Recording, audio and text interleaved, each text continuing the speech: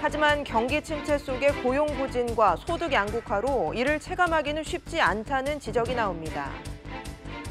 정부가 신용카드 소득공제 축소를 검토하기로 한 가운데 제로페이 확대를 위한 수순이란 해석이 나옵니다. 정부는 제로페이가 활성화되지 못하자 최근 소득공제 혜택을 확대하기로 했는데 소비자들에게 얼마나 이득이 될지 따져봤습니다. 조양호 한진 회장이 비주력 계열사의 임원직을 내려놓겠다고 밝혔습니다. 이런 가운데 대한항공 직원들과 시민단체들은 조 회장의 연임을 막기 위한 주주 활동에 나서기로 했습니다. 한편 국토부는 플라이 강원 등 새로운 저비용 항공사 3곳의 면허를 발급하기로 했습니다. 수도권에 내일도 미세먼지 비상저감 조치가 발령됩니다. 벌써 엿새째입니다. 출근 전 미세먼지 농도를 확인하고 마스크를 챙기는 게 일상이 됐는데요. 미세먼지가 바꿔놓은 생활상을 살펴봤습니다.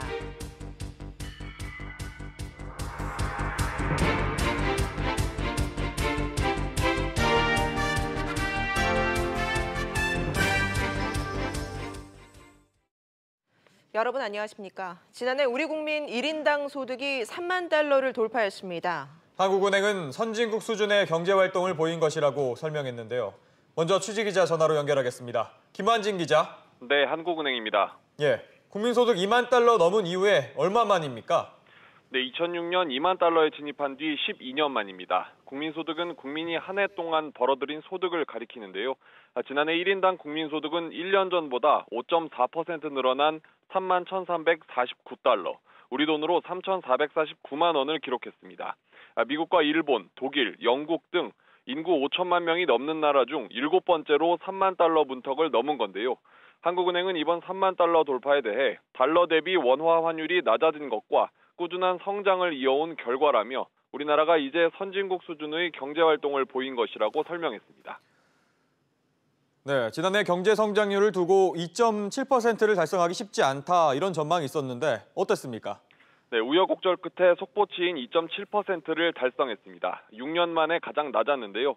정부 소비와 민간 소비가 각각 11년, 7년 만에 가장 크게 늘었지만 건설 투자가 IMF 외환위기 이후 20년, 그리고 설비 투자가 글로벌 금융위기 이후 9년 만에 최저 수준으로 줄어든 영향입니다. 실제 구매력을 가늠할 수 있는 지표인 실질 국민 총소득도 2008년 글로벌 금융위기 이후 가장 낮은 1% 성장을 기록했습니다. 반도체 중심의 수출 가격이 떨어진 반면 유가가 오르며 수입 가격은 유지돼 교역 조건이 나빠진 영향입니다. 지금까지 SBS CNBC 김한진입니다.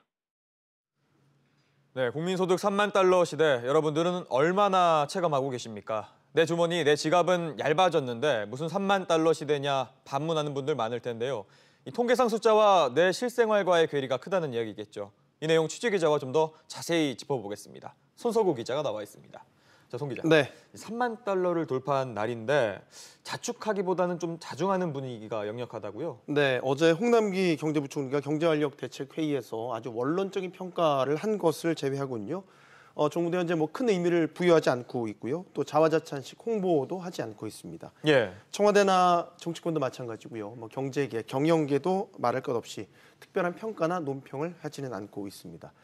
그도 그럴 것이 생산이나 소득, 고용 등 경제 전반이 침체에 빠져 있다 보니까 이 국민소득 3만 달러를 바라보는 국민들의 시각과 평가가 차갑기만 합니다. 늘어난 소득을 국민들이 체감하지 못하고 있는 상황인데 그 이유가 뭐라고 봐야 될까요? 체감하지 못하고 있는 원인은 여러 가지로 꼽힙니다. 우선 짚어볼 부분은 이 3만 달러라는 숫자 자체가 주는 착시 효과인데요.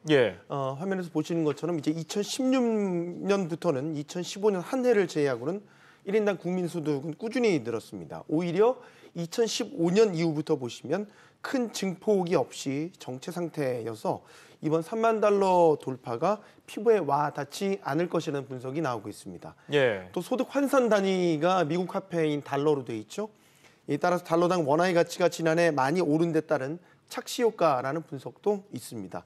아울러 1인당 국민소득은 이 국민 총소득을 인구수로 나눈 평균값이라고 볼 수 있는데 이 국민 총소득에 이 정부와 기업의 소득까지 포함되어 있기 때문에 이를 국민의 개인의 소득 증가로만 보기에는 통계상 부풀려질 요소를 담고 있습니다. 네, 송 기자, 거기다가 소득 계층을 보면 소득 격차가 크게 벌어지고 있다는 점도 원인으로 볼 수 있겠죠? 그렇습니다. 지난해 4분기에 이제 소득 하위 20%인 1분위의 소득을 보면요, 17.7%가 줄었고요. 반대로 소득 상위 20%죠. 5분위는 소득이 10.4% 늘었습니다. 이는 1인당 국민소득이 이 3만 달러로 증가한 증가분의 이 상당 부분이 고소득자들의 소득 증가분으로 채워졌을 것이다라는 분석이 가능합니다. 예. 이처럼 소득이 줄어든 상황에서 세금이나 이자 같은 비소비 지출은 크게 증가하면서 실제로 사용할 수 있는 돈이 줄어드는 점도 이 3만 달러를 체감하지 못하게 하는 이유로 꼽히고 있습니다. 알겠습니다. 송 기자 얘기 잘 들었습니다. 정부가 신용카드 소득공제 축소를 언급한 가운데 제로페이 확대를 위한 수순이라는 분석이 지배적입니다. 이런 가운데 신용카드 소득공제가 더 나은지, 제로페이를 쓰는 게 이득인지 여부에 관심이 쏠리고 있습니다. 정인아 기자가 보도합니다. 1999년 3년짜리 한시적 제도로 처음 도입된 신용카드 소득공제. 갈수록 공제 혜택이 줄면서 현재는 신용카드 사용액이 총 급여의 4분의 1을 넘어야 초과분을 공제해줍니다. 공제율은 기본 15%입니다. 연봉 5천만 원, 카드 소비 2,500만 원인 경우 연봉의 4분의 1인 1,250만 원을 초과한 1,250만 원 중 소득공제율 15%를 적용한 187만 5천 원이 소득공제액이 되는 셈입니다. 여기에 소득세율 14.9%를 적용하면 연말정산 환급액은 대략 28만 원가량입니다. 동일한 계산법을 제로페이에 적용하면 소득공제율이 40%가 적용돼 환급액은 약 45만 원이 됩니다. 소득공제만 따지면 제로페이가 유리합니다. 그러나 보편성 측면에선 제로페이가 갈 길이 멉니다. 당장 외상이나 무이자 할부, 신용카드사들이 제공하는 다른 할인이나 서비스 혜택이 없습니다. 소상공인뿐만 아니라 소비자들도 제로페이에 대해선 시큰둥한 상황입니다. 특히 900만 명 이상의 근로자가 신용카드 소득공제 혜택을 통해 연 2조 원가량을 환급받는 상황에서 공제 축소는 증세로 비춰질 수 있다는 점도 변수입니다. 공제가 없어지면 기본적으로 카드 쓰는 것은 그대로 이루어지고 세금은 좀 더 많이 내야 되니까 거기에 대한 고려는 해줘야 된다는 생각이 들거든요. 기획재정부는 연말에 신용카드 소득공제 기한이 일몰되기 때문에 오는 8월 발표될 세법 개정안에 소득공제 연장 여부와 이용금액 기준 상향 등을 담을 예정이라고 밝혔습니다. SBS CNBC 정인아입니다. 이처럼 혜택 축소 논란에 휩싸인 신용카드와 달리 정부와 서울시가 밀고 있는 제로페이는 혜택이 늘어납니다. 공공시설 할인 혜택부터 사용금액의 일부를 돌려주는 캐시백까지 도입되는데요. 시큰둥했던 소비자들을 움직일 수 있을까요? 정광윤 기자입니다. 제로페이 활성화를 위해 중소벤처기업부 장관과 서울시장 그리고 여당 대표가 전통시장을 찾았습니다. 전국적으로 정착되는데 굉장히 큰 계기가 마련되고 있습니다. 여러 가지 불편함이 많이 개선되고 있고 그리고 또 가입률이 점점 높아지고 있기 때문에 현재까지 집계된 제로페이 가맹점 수는 8만 8천여 곳, 서울 전체 소상공인 점포 10곳 중 1곳 정도에 불과합니다. 이 같은 상황을 감안해 정부와 서울시는 가맹점 확대와 혜택 늘리기에 여념이 없습니다. 당장 이달 하순부터 교통카드 충전 등에 쓰이는 모바일 티머니 앱을 통해 제로페이를 사용하면 결제액의 최대 2%를 마일리지로 돌려줄 계획입니다. 또 다음 달부터는 현재의 QR코드 방식뿐만 아니라 단말기 스캐너를 통한 결제도 가능토록 해 편의점에서도 사용이 가능해질 전망입니다. 아울러 상반기 내에 공공시설 사용료 할인 등 각종 혜택도 확대됩니다. 문제는 가장 핵심적인 소비자 유인책인 소득공제 확대인데 관련법 개정 논의에 아직 진전이 없습니다. 이런 대표적인 사항인데 그게 실효성이 있으려면 한도가 좀 올라가야 되니까 기재부에서 검토하고 있는 그런 상황이고. 아무튼 뭐 좀 조속히 좀 돼야 된다 하고 있는 입장이라서 문제라고 말씀드려야죠. 이에 대해 기재부는 공제한도 상향과 관련해 아직 결정된 바가 없다고 밝혔습니다. SBS CNBC 정광윤입니다. 조양호 한진그룹 회장이 핵심 계열사를 제외한 비주력 계열사의 임원직에서 물러나기로 했습니다. 하지만 대한항공 일부 직원들은 조 회장의 연임 반대 의사를 밝히고 있는데요. 자세한 내용 취재기자 연결해서 알아보겠습니다. 권세욱 기자. 네, 보도국입니다. 예, 조 회장이 일부 계열사의 임원직을 내려놓기로 했다면서요? 네. 조양호 한진그룹 회장은 한진칼과 한진, 대한항공 등 계열사 3곳에 임원직만 유지하기로 했습니다. 진에어와 정석기업, 한국공항 등 6곳의 임원직에서 올해 안에 물러나겠다는 겁니다. 조 회장의 비주력 계열사 퇴진은 이달 말 주주총회를 앞두고 핵심 계열사를 지키겠다는 것으로 풀이됩니다. 이번 조치로 계열사 중 한 곳인 진에어는 조 회장 사임으로 인해 사회 이사가 더 많아지게 됐습니다. 네, 권 기자, 조 회장에 대한 연임 반대 목소리도 나오고 있다면서요? 네, 대한항공 정상화를 위한 주주권 행사 시민행동은 기자회견을 열고 기관 투자자를 대상으로 조양호 회장의 연임 반대를 위한 의결권 행사 권유 등을 할 예정이라고 밝혔습니다. 이 단체에는 대한항공, 조종사 노조와 직원 연대지부, 민주사회를 위한 변호사 모임 등이 참여하고 있습니다. 경영진에 대한 견제가 필요하다 이런 주장도 나오고 있다고요? 네, 국내 민간 의결권 자문사인 서스틴베스트는 한진 주요 계열사의 사회 이사와 감사가 조 회장의 고교, 조 회장과 자녀들의 대학 학연 등으로 구성돼 있다고 지적했습니다. 서스틴베스트는 따라서 경영진을 견제할 수 있는 전문적이고 독립적인 사회 이사진이 필요하다고 밝혔습니다. 주총을 앞두고 한진그룹을 둘러싼 대결 구도는 점차 가열될 것으로 보입니다. SBS CNBC 권서혁입니다. 새로운 저비용 항공사 3곳이 생깁니다. 정부가 이들 신규 항공사의 국제항공 운송 면허를 발급하면서 국내 항공사는 모두 11곳으로 늘어나게 됐는데요. 자세한 내용 취재기자 연결해서 알아보겠습니다. 강산 기자, 면허를 받게 된 곳 어디입니까? 네, 플라이강원과 에어프레미아, 에어로케이 항공 등 3개 항공사입니다.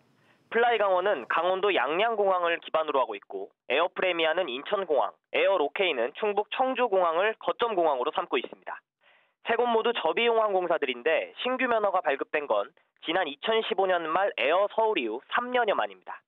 이로써 국내 항공사는 대형사인 대한항공과 아시아나항공, 저비용 항공사 9곳 등 모두 11곳으로 늘어나게 됐습니다. 국토교통부는 앞서 지난해 11월부터 모두 5개 항공사에 대해 면허 심사를 진행했는데요. 오늘 선정된 3곳 외에 함께 면허를 신청했던 에어필립은 자본 잠식과 경영난으로 면허 기준을 충족하지 못해 반려됐고, 화물 운송에 도전한 가디언즈 항공사는 수요가 정확하지 않다는 이유로 면허를 받지 못했습니다. 네, 이번에 선정된 신규 항공사들은 바로 운항을 시작하게 되는 겁니까? 오늘 새로 면허를 받은 항공사들은 1년 이내에 운항 증명을 신청해야 하고 2년 이내에 노선허가 취득 등 운항 요건을 충족해야 합니다. 각 항공사들마다 어느 노선에 취항하겠다는 계획은 갖고 있지만 아직 확정된 건 없어 실제 운항까지는 시간이 좀 더 걸릴 전망입니다. 국토부는 새로운 사업자가 시장에 진입하면서 항공사끼리 경쟁을 하고 항공시장의 혁신을 가져올 것으로 기대했습니다. 또 지역공항을 거점으로 하는 신규 항공사가 생기면서 지역 주민들의 공항 이용이 편리해지는 등 지방공항 활성화에도 기여할 것으로 내다봤습니다. 지금까지 정부 서울청사에서 전해드렸습니다. 더불어민주당 자본시장 활성화 특별위원회가 과세체계 개편안을 발표했습니다. 자세한 내용은 취재기자 연결해 알아보겠습니다. 엄하은 기자. 네, 엄하은입니다. 네, 우선 증권거래세 폐지안을 내놨다고요? 네, 자본시장 측위는 증권거래세에 대한 단계적 폐지를 추진하기로 했는데요. 현행 증권거래세는 주식을 팔 때 이익을 내든 손실을 보든 0.3%의 세율을 매깁니다. 다른 나라에 비해 상대적으로 높은 세율 때문에 그동안 증권거래세를 인하하거나 폐지해야 한다는 주장이 꾸준히 제기되었습니다. 특위는 증권거래세가 폐지되지 않을 경우 주식 양도소득세의 이중과세 부담이 커질 것으로 보고 있습니다. 네, 이중과세 부담이 커질 것으로 보는 이유는 뭔가요? 네, 현재 주식 양도소득세는 매매 차익에 대해 납세자의 자진신고 체계로 징수하는데요. 현재 양도소득세는 주식 보유 금액 15억 원의 대주주에게만 부과하지만 오는 2021년 4월 이후부터는 3억 원까지 대상자가 확대됩니다. 이렇게 되면 과세 대상의 범위가 넓어져 양도소득세와 증권거래세가 모두 부과될 수밖에 없다는 겁니다. 다만 기획재정부는 폐지가 아닌 단계적 인하를 검토하고 있어 이를 놓고 당정 간 이견이 예상됩니다. 금융상품별로 과세 체계도 바뀐다고요? 네, 현재는 주식이나 펀드 등 금융상품에 따라 제각각 다른 과세체계를 갖고 있는데요. 특이는 이를 개인별 상품의 손익을 합쳐 순이익에 대해 통합해 과세하기로 했습니다. 예를 들어 개인 투자자가 주식과 펀드에 투자를 했다면 두 상품에 대해서 손익을 따져 이익을 합산해서 세금을 내게 하는 겁니다. 특이는 또 손실을 본 투자자에게는 3년 동안 손실을 본 금액에 대해선 다음 해에 공제해 주기로 했습니다.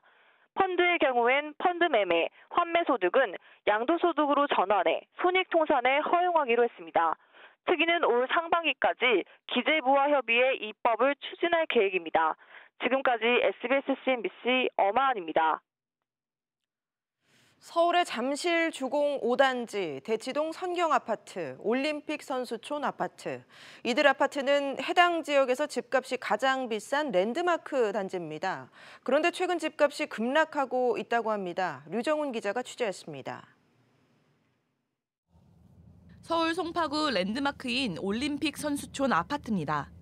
지어진 지 30년이 넘은 이 단지는 전용 면적 100제곱미터가 지난달 14억 2천만 원에 거래됐습니다.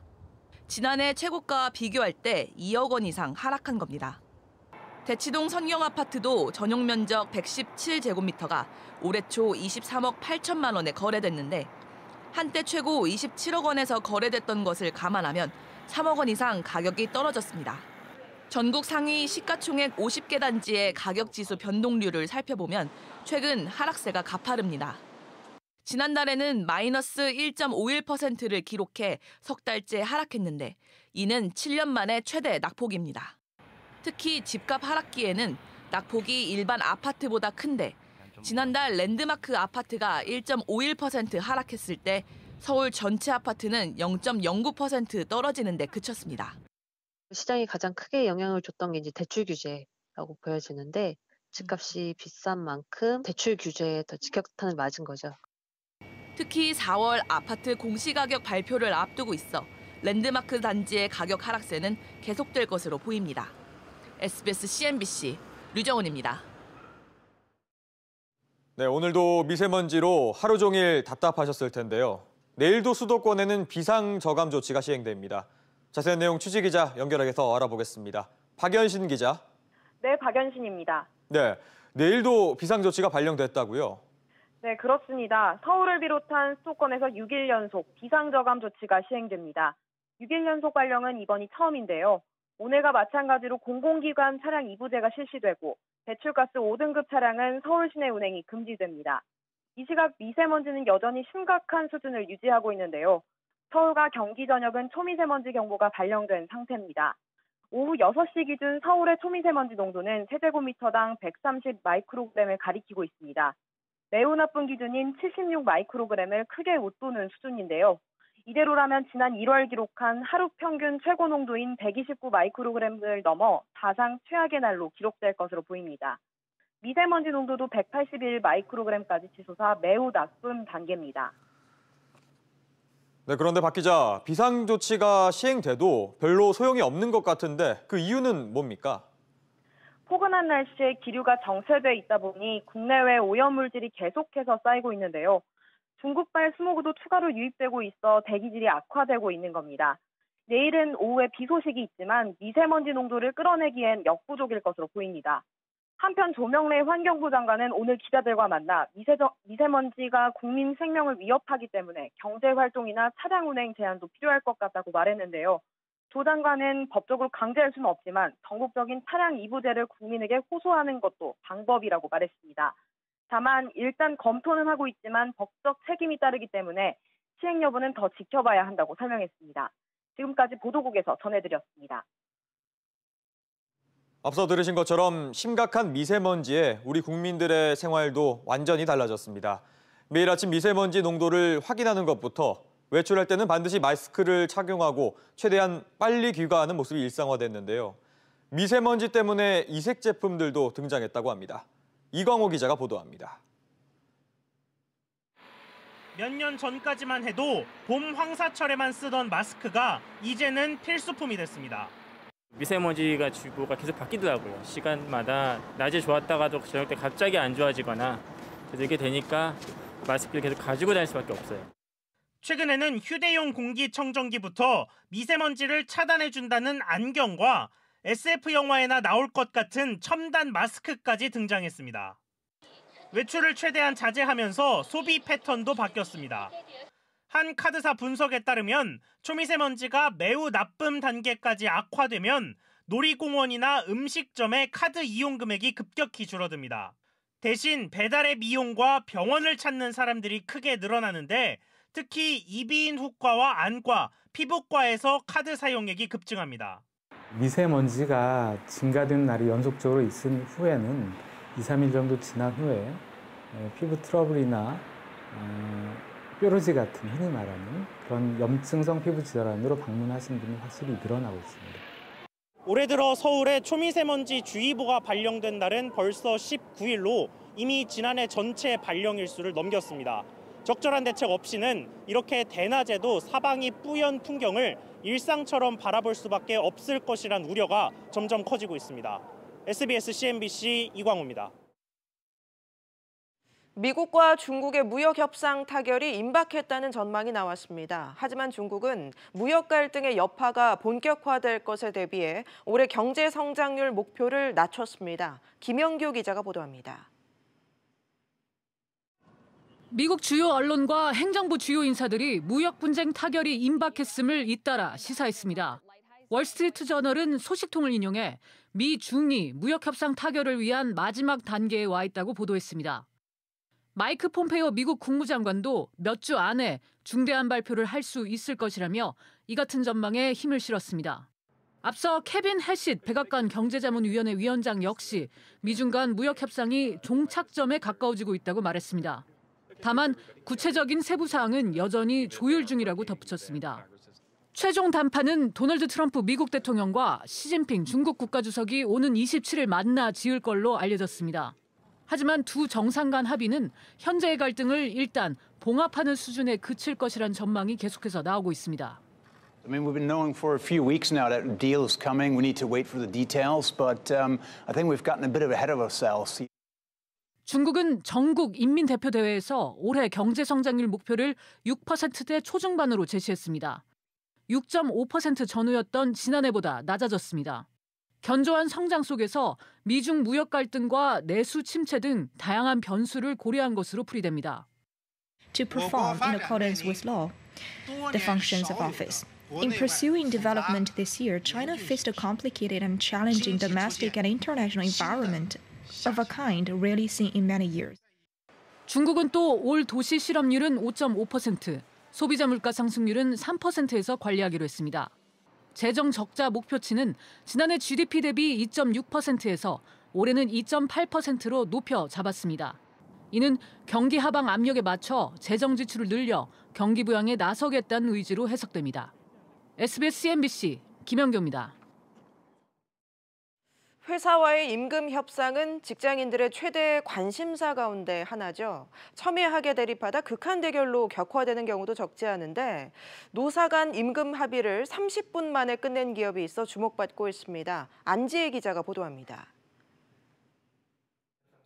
SK이노베이션의 올해 임금 협상은 노사 상견례에서 합의안 도출까지 채 1시간이 걸리지 않았습니다. 해를 넘기는 다른 기업들과 비교하면 매우 이례적입니다. 상견례 시작 30분 만에 합의안을 만들어내는 것이 큰 의미가 있다고 생각합니다. 이는 우리 노사 모두에게 강한 신뢰와 상호 존중이 없이는 불가능한 일이기 때문입니다. 비결은 임금 인상률을 소비자 물가지수와 연동시킨 데 있습니다. 덕분에 임금 협상의 예측성은 높아지고 매년 이어졌던 소모적인 줄다리기는 줄었습니다. 대신 회사는 실적에 따른 확실한 성과급으로 노조의 협조에 보답하고 있습니다. 올해는 직급에 따라 최고 800%의 성과급을 지급했습니다.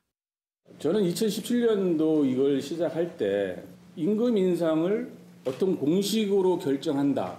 이게 좀 어떻게 보면 많은 걱정을 사실 했어요.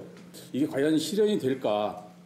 이런 것도 염려가 됐지만 3년의 결과를 보면 이 올바른 방향이라는 것을 업계에서는 신뢰를 바탕으로 한 노조의 협조가 주요했다는 평가가 나옵니다. 물가 상승률에 대해 노조가 합의해줬다는 거는 서로 상생하겠다는 의지를 강력히 보이신 거죠.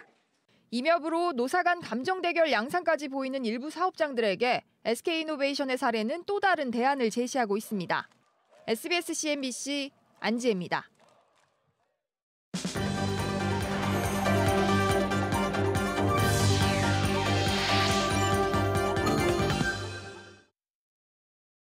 전국 민주노동 조합 총연맹이 내일 탄력근로제 단위기간 확대에 반대하며 총파업을 벌입니다.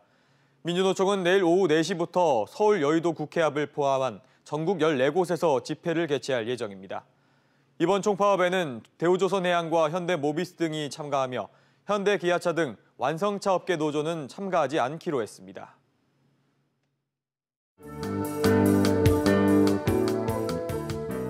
안녕하세요. K웨더 라이프스타일 예보 박유라입니다. 미세먼지 때문에 답답함을 넘어 이제 짜증과 우울함까지 더해지고 있습니다. 현재 세종은 170, 서울은 135, 전북은 104 마이크로임까지 오르는 등 먼지 농도가 평소보다 4배에서 5배가량 높은데요.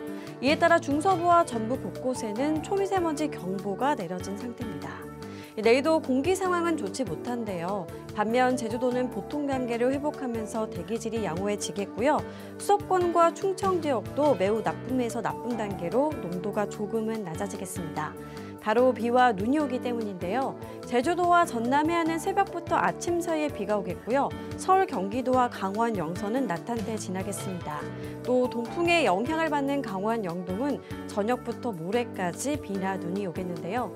예상되는 비의 양은 제주도와 강원, 영동이 5에서 20mm, 그 밖의 지역은 5mm 내외가 되겠고요. 강원도를 중심으로는 폭설이 예상되고 있습니다. 피해가 없도록 주의하셔야겠습니다. 중부지방의 아침 서울과 대전 5도로 오늘과 비슷하게 시작하겠고요. 한낮에는 10도를 웃돌며 온화하겠습니다. 동해안 아침과 낮 모두 포근함이 감돌겠습니다. 강릉 9도에서 16도, 울진 9도에서 14도의 기온 분포가 예상됩니다. 남부지방도 평년 기온을 웃돌며 따스하겠는데요. 낮 최고 기온 광주와 부산 13도, 대구는 14도까지 오르겠습니다. 모레는 동해안에 비나 눈이 오겠고요. 주말에도 남부와 제주도로 또 한 차례 비가 내릴 것으로 보입니다.